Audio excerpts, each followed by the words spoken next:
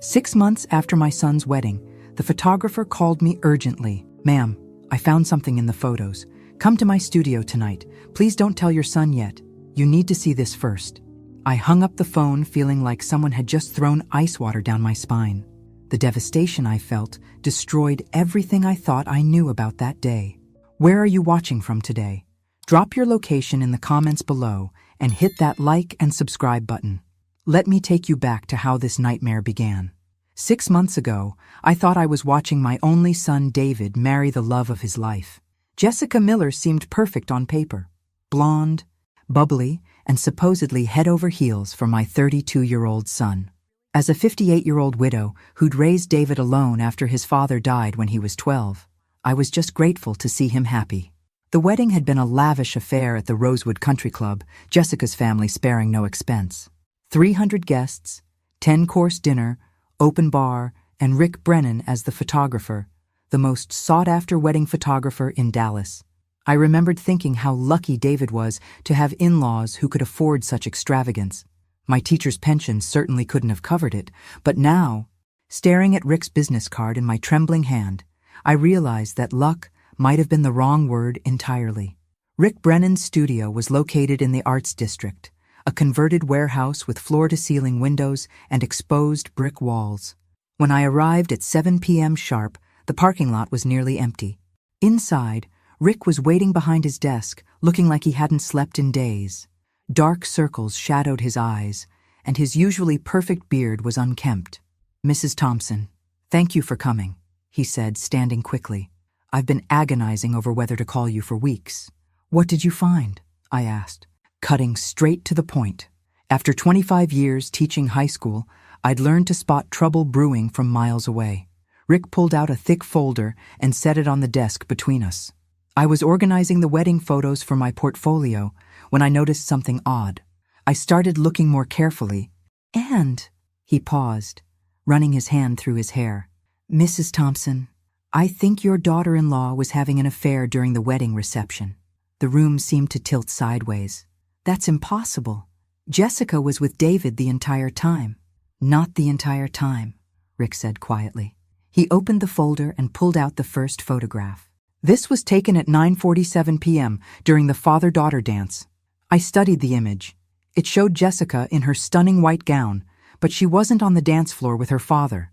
Instead, she was near the service entrance to the kitchen, partially hidden behind a decorative column. She was embracing a man in a dark suit, definitely not David, who I could clearly see on the dance floor looking around for his bride. "Who is that man?" I whispered. "That's what took me weeks to figure out," Rick said grimly. "His name is Marcus Cole. He's Jessica's cousin, but more importantly, he's also her secret business partner." "Cousin?" I repeated, staring at the photograph that was quickly rewriting my understanding of my son's wedding day. I remember David mentioning Jessica's cousin Marcus would be at the wedding. He seemed like a nice young man when I met him briefly at the reception. Rick pulled out another photo. "That's the thing, Mrs. Thompson. Marcus isn't just family. He and Jessica are business partners, something David doesn't know about." He handed me a printout from the Texas Secretary of State website. Cole and Miller Financial Consulting. They've been partners for 3 years, but Jessica has kept this completely hidden from David. I studied the document, feeling that familiar teacher brain kick in, the part of me that could spot a forged hall pass from across the classroom. Jessica Miller and Marcus Cole had indeed registered their business in 2022, the same year she'd started dating David.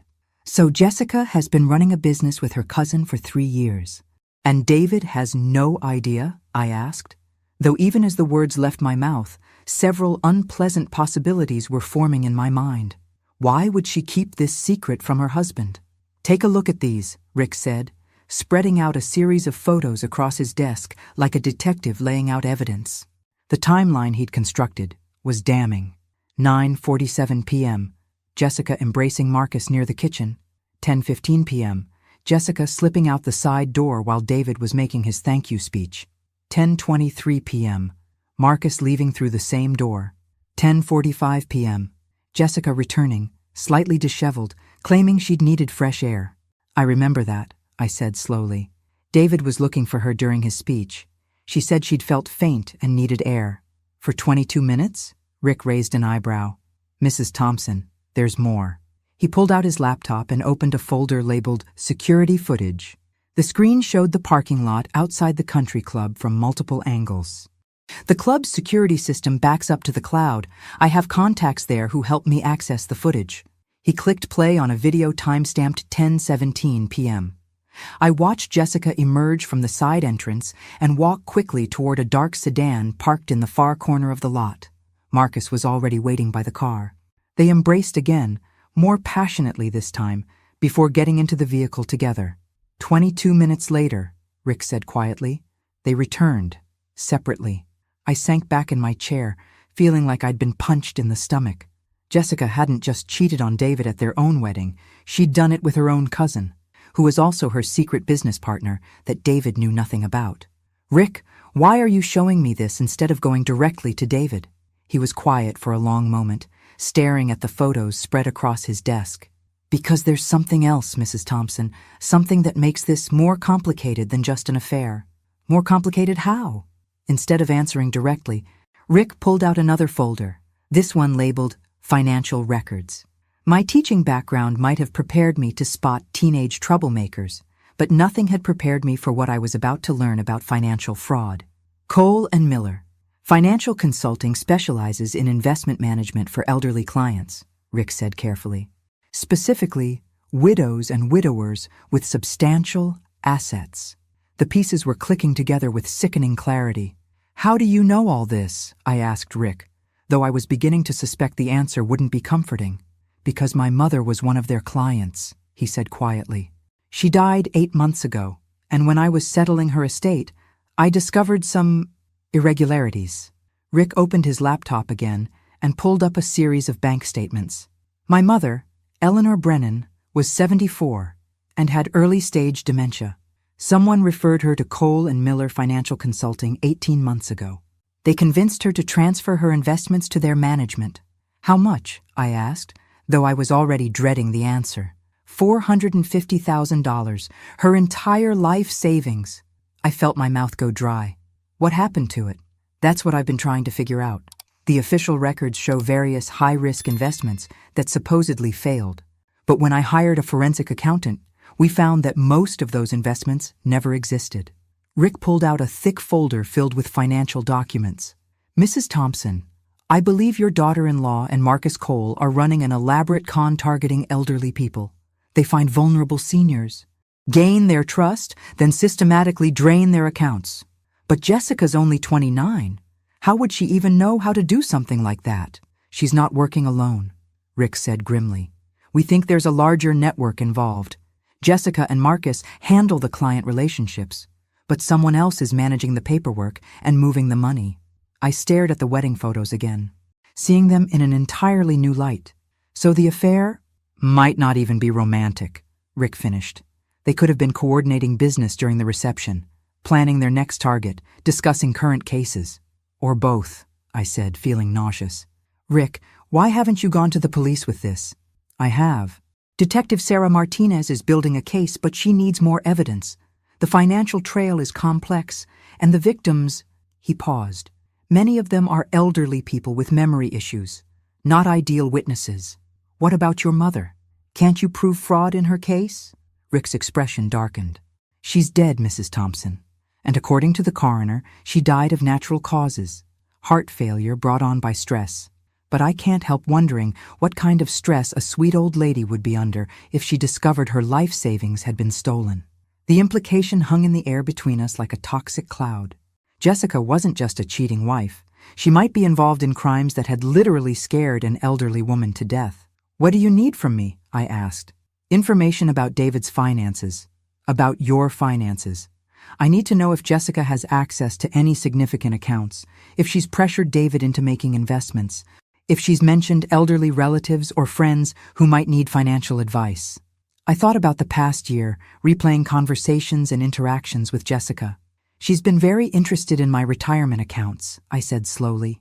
She's offered several times to review my investments, said she had connections who could get me better returns. Rick leaned forward. Did you let her? No. I've been managing my own finances since my husband died 15 years ago. I told her I was happy with my current arrangements. I paused. But David has been pressuring me to reconsider. Says Jessica is just trying to help family. Mrs. Thompson, Rick said carefully, I think you and David are their next targets. Next targets? The words echoed in my head like a warning bell. I thought about every interaction I'd had with Jessica over the past year, every seemingly innocent question about my retirement, every offer to help with paperwork. How sure are you about this? I asked Rick.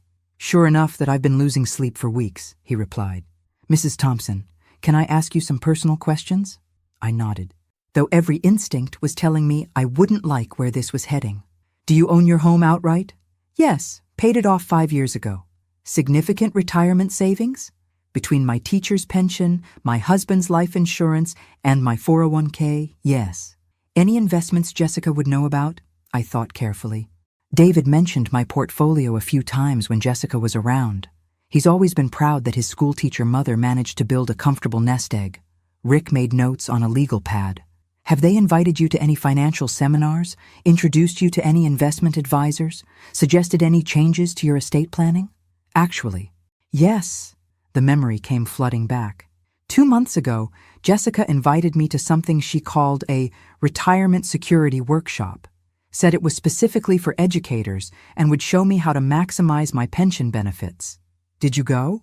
No, I had a parent-teacher conference that night, but Jessica seemed disappointed when I canceled. I paused. She rescheduled it twice, trying to find a time I could attend. Rick and I looked at each other across the desk, both understanding the implications. If Jessica was part of a larger financial fraud operation, a retirement security workshop would be the perfect hunting ground for elderly targets with substantial assets. Rick, I need to see more of these photos, all of them. He hesitated. Mrs. Thompson, some of these are difficult to look at. If David is truly innocent in all this, these images will destroy him. If David is innocent, then he deserves to know what kind of woman he married before she destroys him financially. I straightened my shoulders. Show me everything. Rick opened the largest folder yet. These are the photos I couldn't include in the official wedding album. What I saw over the next 30 minutes painted a picture of a wedding reception that was actually an elaborate business meeting. Jessica and Marcus weren't just stealing moments for romantic encounters. They were conducting systematic meetings with various guests throughout the evening. Who is this man? I asked, pointing to a photo of Jessica in deep conversation with an elderly gentleman by the bar. Herbert Williams, 83 years old. He attended the wedding as Jessica's honorary grandfather. No actual relation. He invested his Social Security savings with Cole and Miller Financial 6 weeks after the wedding. And this woman? Patricia Dean, 79, Marcus's aunt. She transferred her late husband's pension to their management 2 weeks after meeting them at your son's reception. I felt sick. They used David's wedding as a networking event? It appears so. Mrs. Thompson, I've identified at least 12 people at that reception who became clients of Cole and Miller Financial within 2 months of the wedding. The total assets they've managed to access so far exceed $2 million. What about the people who didn't invest? Some of them are harder to track. But 3 elderly guests have died in the past 6 months, all from stress-related conditions, all after making significant investments with Jessica and Marcus. The room was spinning. My son's wedding hadn't been a celebration. It had been a carefully orchestrated crime scene. And David, my sweet, trusting son, had unknowingly provided the perfect cover for it all. Rick, we have to tell David. Tonight. Mrs. Thompson, wait. Rick grabbed my arm gently as I started to stand. There's one more thing you need to know before we involve David. What now? I think Jessica knows I've been investigating. What do you mean she knows? The question came out sharper than I intended, but Rick's words had sent a chill down my spine. 3 days ago, someone broke into my studio. Nothing was stolen, but my computer files were accessed. Specifically, the folder containing the wedding photos and my research into Cole and Miller Financial. I sank back into my chair. Are you sure it was Jessica? The break-in happened the same night Jessica had dinner with David at Romano's, the restaurant directly across from my studio. The security footage shows someone entering my building at 9:47 p.m. Jessica and David's dinner receipt is time-stamped 9:52 p.m. So she could have slipped out during dinner? The restaurant's bathroom is on the second floor, right next to a fire exit that leads to the alley behind my building. She could have excused herself, broken in, accessed my files, and been back at the table in 15 minutes. My teacher instincts were screaming. This was the behavior of someone who'd been cheating on tests her whole life. Always one step ahead, always with an alibi. What did she find on your computer? Everything we've discussed tonight. The photos, the financial records, my mother's case, the list of elderly victims. Rick ran his hand through his hair. Mrs. Thompson, if Jessica knows we're onto her, she might accelerate whatever timeline she has for David and you. Meaning? Meaning she might try to access your assets immediately, before we can expose her. I thought about the phone call I'd received just this morning. Jessica asking if I'd reconsidered her offer to review my investment portfolio. Her voice had been unusually urgent, almost desperate. She called me today, I told Rick. Said she had some time-sensitive investment opportunities that would be perfect for someone in my situation. Rick's expression darkened. What kind of opportunities? Something about municipal bonds with guaranteed returns. She wanted to set up a meeting for tomorrow afternoon. Mrs. Thompson, legitimate municipal bonds don't have guaranteed returns above market rate. She's trying to set you up. But why now? If she's been planning this for a year, why the sudden urgency? Rick pulled out his phone and showed me a news article dated 3 days ago. Because this story broke in the Dallas Business Journal. Local investment firm under investigation for elder fraud. They don't name Cole and Miller specifically, but word is getting out that the FBI is building cases against financial advisors targeting seniors. I read the article twice, my heart racing. So, Jessica is trying to cash out before the investigation reaches her. Exactly. Mrs. Thompson, I think tomorrow's meeting is her endgame. She's going to try to get you to transfer everything. I stood up, pacing to the window that overlooked the parking lot. The same parking lot where Jessica had conducted her secret business during what should have been the happiest night of my son's life. Rick, we have to stop her. But if we go to David with this now, without absolute proof, she'll just deny everything and disappear. We'll never be able to help the other victims. What are you suggesting?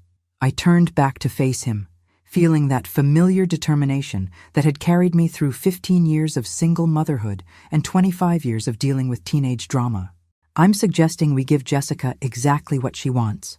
Tomorrow's meeting, but with a few modifications she's not expecting. Mrs. Thompson, that's extremely dangerous. If Jessica is as desperate as we think she is, Rick, I've spent my entire career dealing with manipulative teenagers who think they're smarter than the adults around them. Trust me, I know how to handle someone like Jessica. What did you have in mind?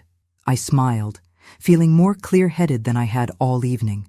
We're going to let Jessica think she's won, and then we're going to destroy her. The next morning, I woke up with the kind of clarity that comes from finally understanding the true nature of a problem. I'd spent the night researching everything I could find about investment fraud, elder abuse, and the legal requirements for recording conversations in Texas. By 6 a.m., I had a plan. Rick had connected me with Detective Sarah Martinez the night before, and she'd agreed to meet us at 7 a.m. at a coffee shop near the police station. Sarah turned out to be a sharp-eyed woman in her 40s, with the kind of no-nonsense demeanor I recognized from years of dealing with school administrators. Mrs. Thompson, she said, settling into our corner booth with a large black coffee. Rick has filled me in on the situation. I have to say, what you're proposing is risky. More risky than letting Jessica steal from more elderly people? I countered. Fair point. But if this goes wrong, you could be putting yourself in physical danger. We don't know how desperate Jessica and her partners are. I pulled out my phone and showed Sarah the text I'd received at 6:30 a.m. Margaret, so excited about our meeting today. I found an investment opportunity that could double your retirement savings in 6 months. Can we move our meeting to 2 p.m. instead? I have the paperwork ready. Jessica. 6 months to double my money, I said dryly. That doesn't sound suspicious at all. Detective Martinez laughed despite herself. Okay, I can see why you want to nail her, but we need to do this legally and safely. Over the next hour, we worked out the details. I would meet Jessica as planned, but Detective Martinez would be listening from the next room with a recording device. Rick would be positioned outside with backup officers. Most importantly, I would not sign anything or transfer any actual money. The goal is to get her to explicitly state what she's doing and how the scheme works, Detective Martinez explained. If we can get her to admit fraud on tape, especially with details about other victims, we'll have enough for a conviction. What about Marcus and the rest of their network? One step at a time. If we can flip Jessica, she might give us the bigger fish. At 1:45 p.m., I arrived at Jessica's office building in downtown Dallas. The suite number she'd given me led to a generic office space with temporary furniture and motivational posters that looked like they'd been purchased at a gas station. Classic temporary setup, designed to look legitimate but easy to abandon quickly. Jessica greeted me with an enthusiastic hug and her usual $1,000,000 smile. "Margaret, you look wonderful. I'm so glad you decided to take control of your financial future." "Well, you've been so persistent," I said, settling into the uncomfortable folding chair across from her desk. "And David speaks so highly of your expertise. David is such a sweetheart. He just wants the best for his mother." Jessica pulled out a thick folder. "Now, I've been working with my partner Marcus to identify some exclusive opportunities that would be perfect for someone with your background and assets." "Your partner Marcus?" I asked innocently. "I don't think David's mentioned him." A brief flicker of something crossed Jessica's face. "Marcus handles the more sophisticated investment strategies. He works behind the scenes mostly. I'd love to meet him. Is he here today?"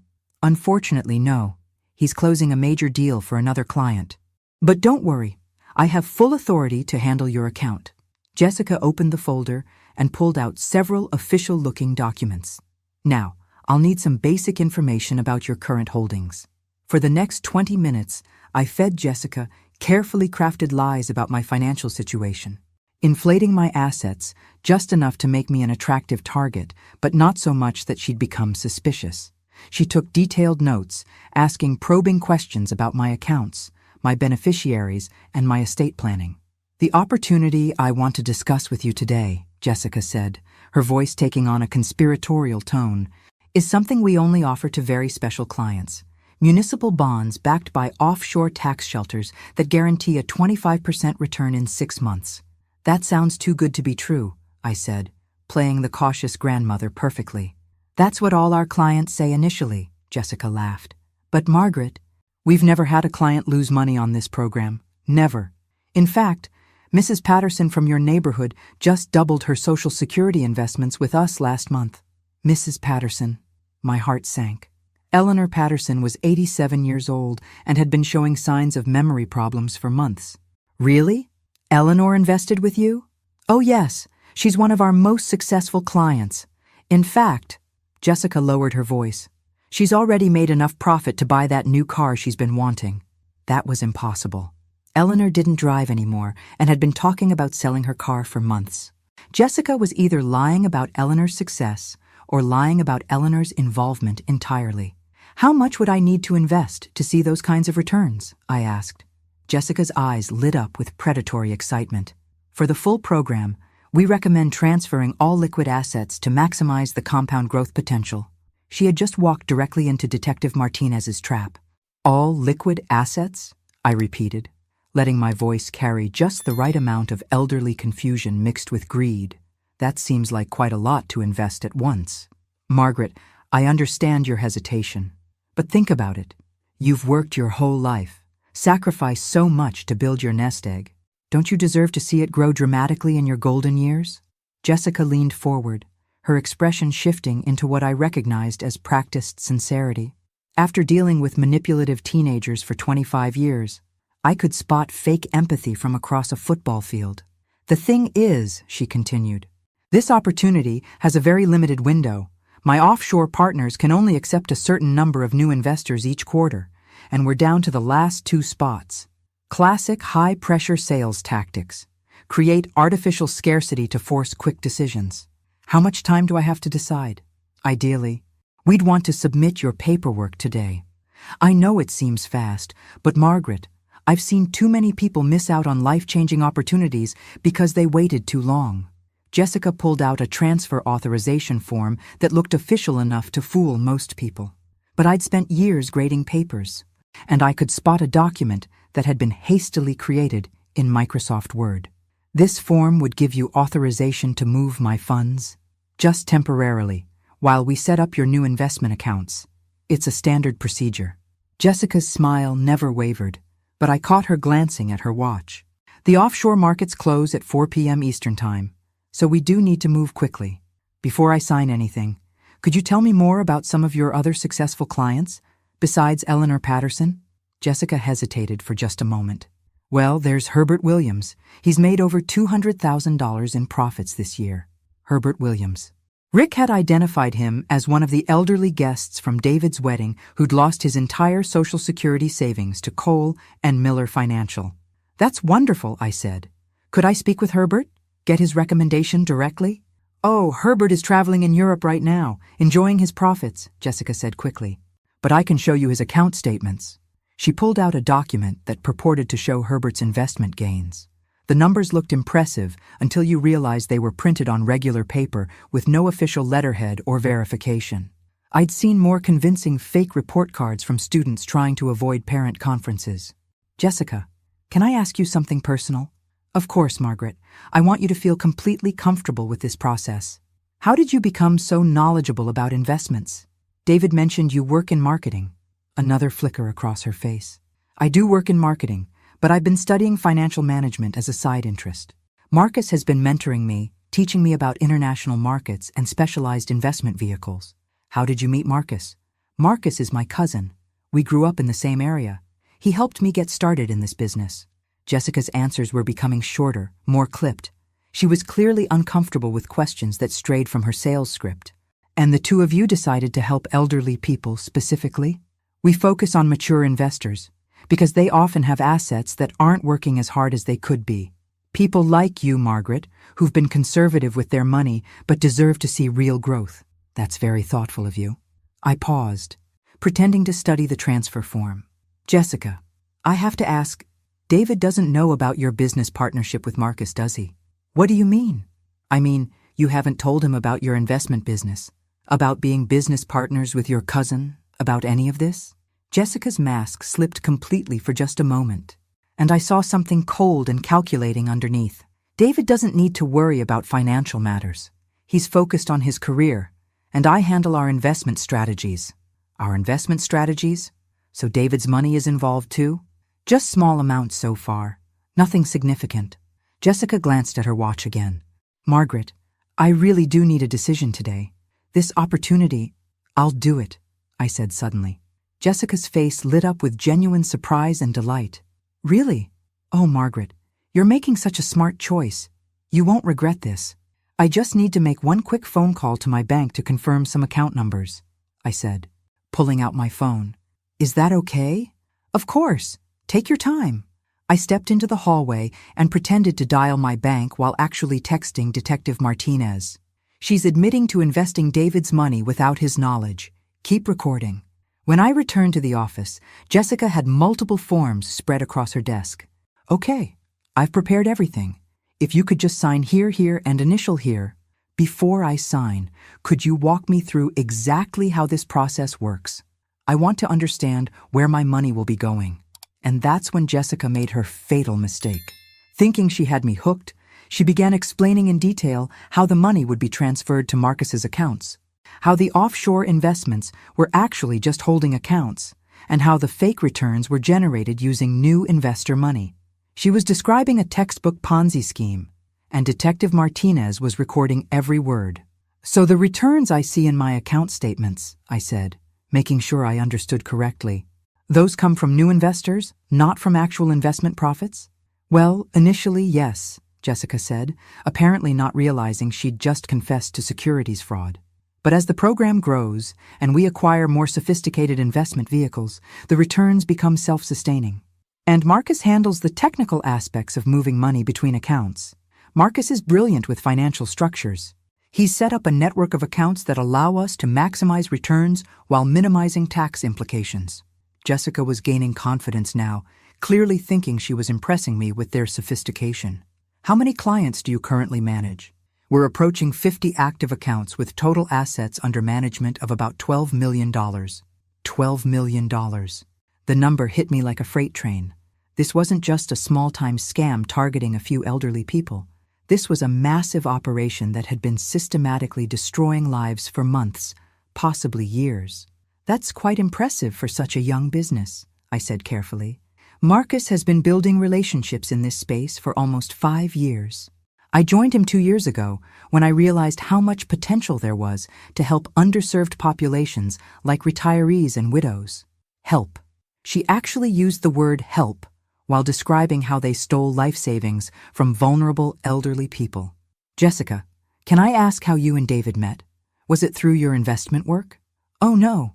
We met at a charity fundraiser for senior services. David was volunteering, and I was there representing our financial planning services. Jessica smiled at the memory.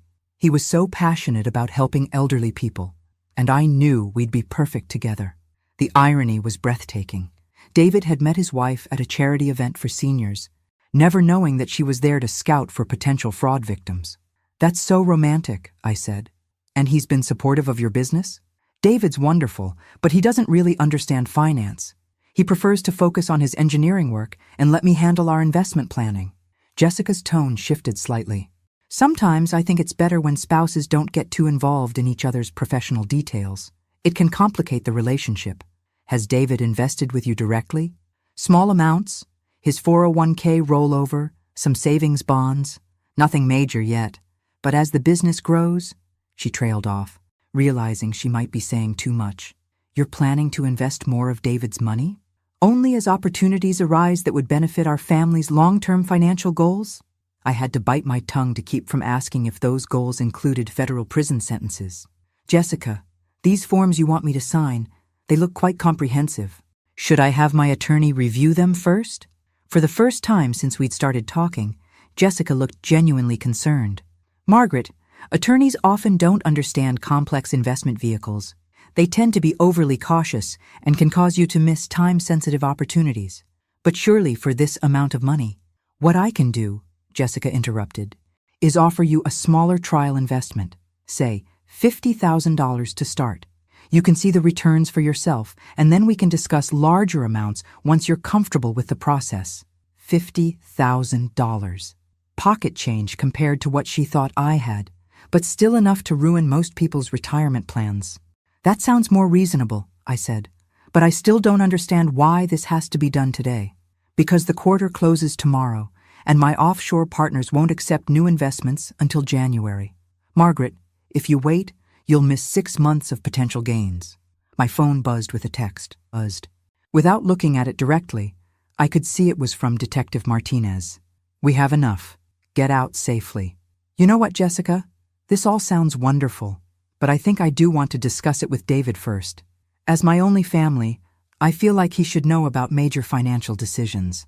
Jessica's expression hardened. Margaret, I thought we agreed that David doesn't need to be involved in every detail of your financial planning.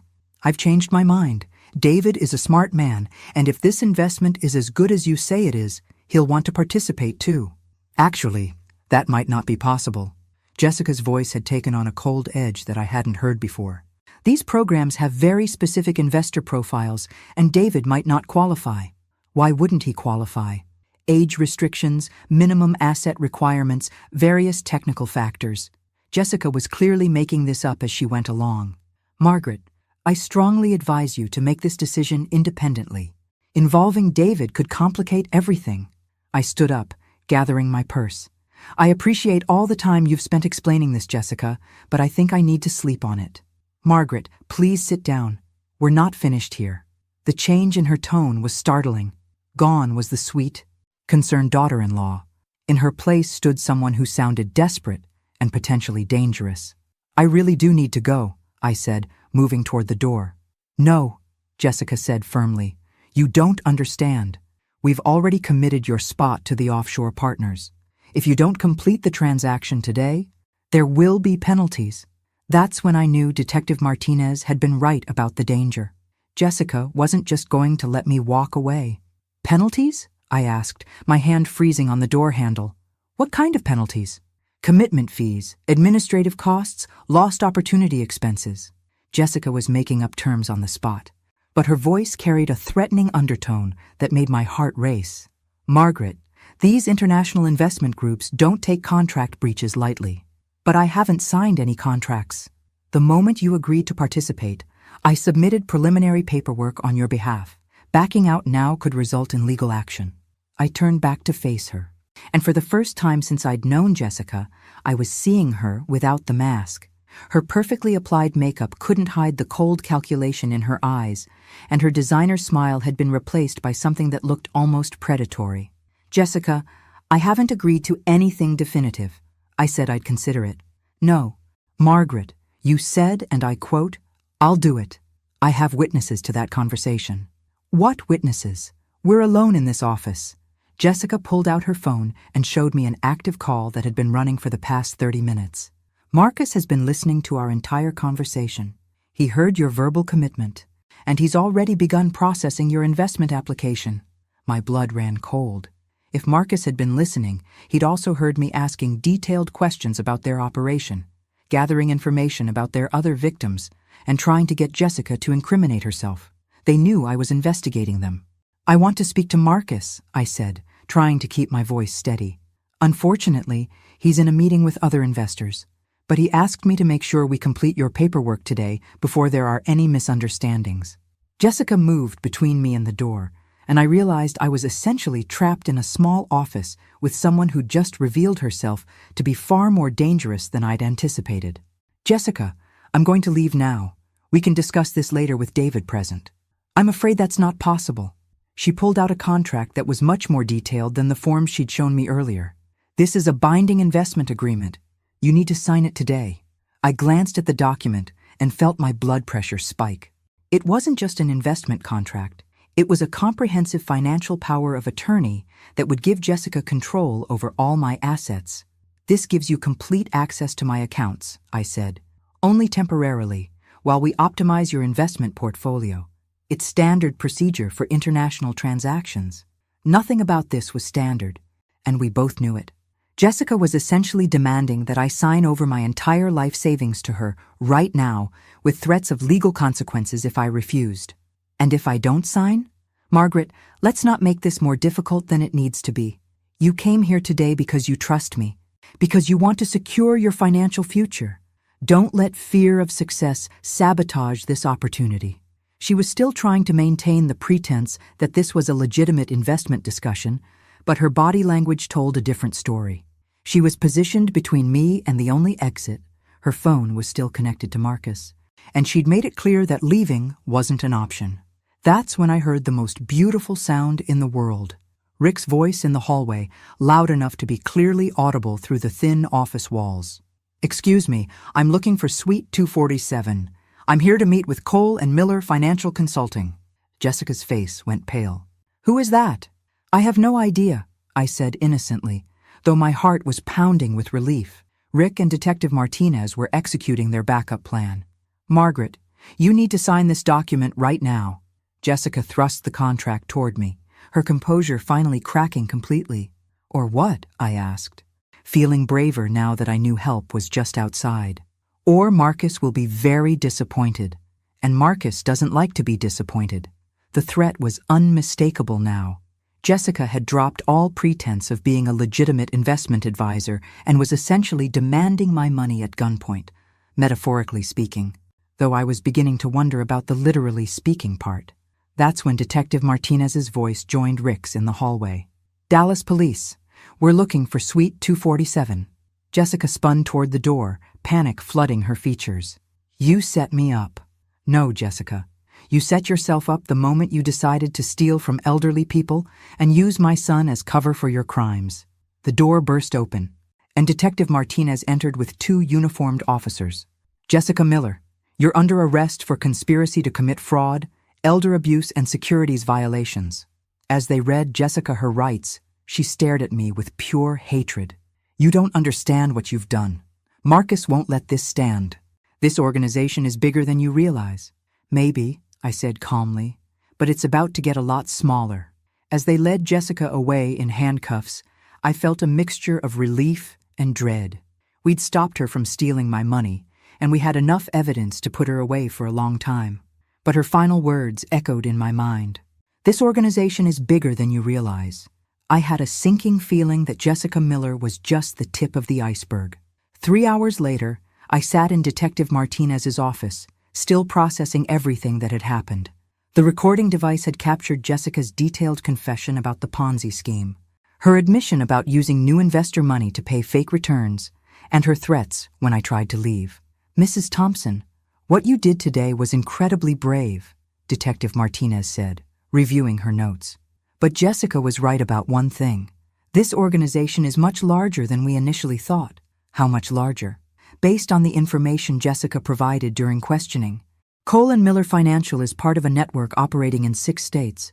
We're talking about potentially 50 to 60 people involved, managing fraud schemes worth tens of millions of dollars." Rick, who'd been sitting quietly in the corner, finally spoke up. "What about the victims? Can any of the money be recovered?"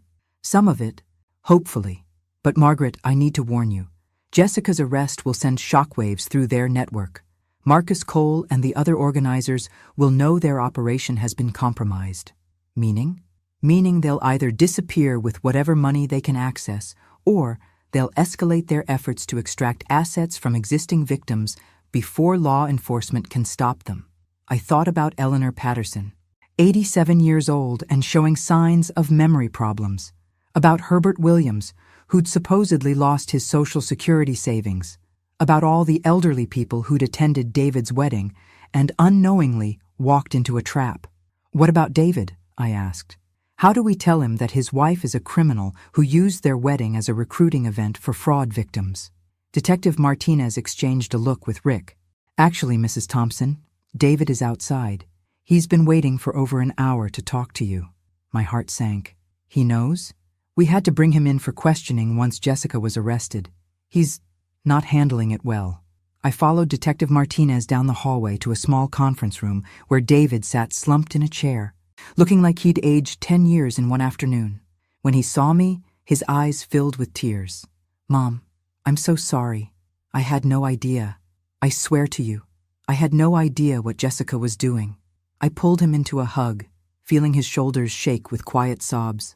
"I know, sweetheart. I know you didn't know. She was using me. Using our marriage, our wedding, everything. Those people at our reception, they weren't guests, they were targets." David pulled back to look at me. "Mom, she has access to some of my accounts. My 401k rollover, about $75,000 in savings bonds." "We'll figure it out," I said firmly. "The important thing is that you're safe, and now we know the truth." But how could I have been so blind? Looking back, there were signs. The secretive phone calls, the business trips she never wanted to talk about, the way she always deflected questions about her work. David ran his hands through his hair. "And Marcus, I thought he was just her cousin who lived out of state. I never suspected they were business partners running a criminal operation. God, she even used my love for you against me, always pushing me to encourage you to optimize your investments. David, you fell in love with who you thought she was. That's not your fault." Detective Martinez cleared her throat, eared. "David, I need to ask, did Jessica ever mention any elderly relatives, family friends, or acquaintances who might have significant assets? She was always very interested in my co-workers' families, especially anyone who mentioned elderly parents or grandparents with money. She'd suggest I invite them to dinner. Say she'd love to meet them." David's face crumpled. "She was using me to scout for victims. We're going to need a list of anyone Jessica showed particular interest in meeting." "Of course. Whatever you need." Rick leaned forward. "David, this might be difficult to hear, but we think Jessica and Marcus used your wedding reception as an active recruitment event. We've identified at least 12 people who became their clients within weeks of attending your wedding." 12 people. David stared at the table. 12 elderly people who trusted me enough to attend my wedding, and I led them into a trap. "You didn't lead anyone anywhere," I said firmly. "Jessica orchestrated this. You were a victim too. A victim who married the predator." We sat in silence for several minutes, processing the magnitude of Jessica's deception. Finally, Detective Martinez spoke up. "There is some good news. Jessica's cooperation will be essential in building cases against the rest of the network. If she provides substantial assistance, many of the victims might recover at least some of their money." "Will she cooperate?" I asked. She's facing 20 to 30 years in federal prison without cooperation. With cooperation, she might get 10 to 15. She'll make the smart choice. 3 months later, Jessica did indeed make the smart choice. Her detailed testimony led to the arrest of Marcus Cole and 17 other members of their fraud network. The investigation uncovered schemes in Texas, Oklahoma, Arkansas, Louisiana, New Mexico, and Colorado, with total victim losses exceeding $40 million. Eleanor Patterson recovered 60% of her Social Security savings. Herbert Williams got back about half of his life savings. Dozens of other elderly victims received partial restitution, though many would never fully recover from the financial and emotional damage they'd suffered. David filed for divorce immediately after Jessica's arrest. The process was complicated by the criminal proceedings, but 6 months later, he was legally free from the woman who'd turned his wedding day into a crime scene. As for me, I learned that sometimes the best way to protect your family is to trust your instincts, ask uncomfortable questions, and never underestimate the power of a determined teacher facing down someone who thinks they're smarter than everyone else in the room. Rick's studio returned to focusing on happy occasions instead of criminal investigations, but he kept my contact information, and occasionally we'd meet for coffee to compare notes on suspicious financial advisors targeting elderly clients. Because, as Jessica had warned us during her arrest, organizations like theirs don't disappear easily. They evolve, they adapt, and they always have a new generation of con artists ready to take advantage of people's trust and love for their families. But they also underestimate how much fight there is in a mother protecting her son or a photographer seeking justice for his mother, or a detective committed to protecting vulnerable seniors. And sometimes, just sometimes, that underestimation is exactly what brings them down. Thanks for listening. Don't forget to subscribe and feel free to share your story in the comments. Your voice matters.